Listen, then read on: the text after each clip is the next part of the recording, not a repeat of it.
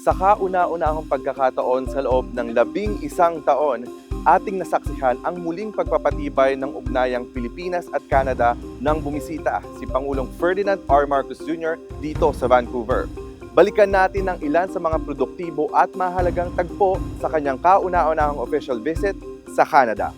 Ang pagbisita ng Pangulo ay alinsunod sa naging paanyaya ni Prime Minister Mark Carney upang mas palawigin pa ang usapin ng kooperasyon sa pagitan ng Pilipinas at Canada.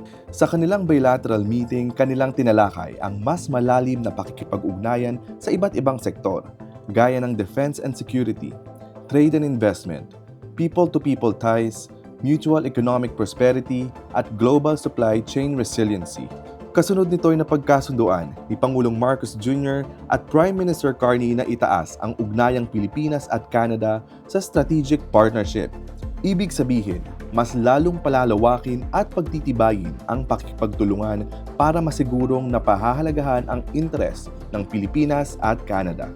Sinaksihan naman nila ang paglagda sa 4 na kasunduang magpapasigla sa ugnayang Pilipinas at Canada, kabilang ang sektor ng turismo, kultura, energy and natural resources cooperation at lalo na ang pagpapahalaga sa ating mga migrant workers.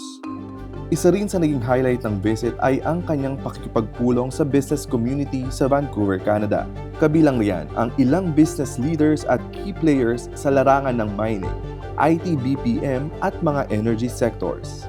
Bago lumipad pabalik ng Maynila, nagbigay oras ang Pangulo para makasalumuha ang ilang mga kababayan natin dito sa Vancouver. Itinuturing ng Pangulo na heart and soul ng strategic partnership ng Pilipinas at Canada ang bawat Pilipino dahil sa kanilang kontribusyon sa pag-unlad ng dalawang bansa. Ang pagbisita ni Pangulong Marcos Jr. sa Canada ay refleksyon ng kahandaan ng Pilipinas para makipagtulungan at huwag sayangin ang pagkakataong palakasin ang pagkakaibigan ng Pilipinas at Canada para sa mas malawak na ekonomiya at pangmatagalang ugnayan. Sa nakalipas na 7 dekada, pinagtibay ng Pilipinas at Canada ang isang matatag na pagkakaibigan na nakaugat sa pagtutulungan, paggalang at pagkakaisa. Habang ipinagdiriwang natin ang mahalagang yugtong ito, sabay din nating binibigyang pugay ang bawat tao, komunidad at ugnayang patuloy na nagbubuklod sa ating dalawang bansa.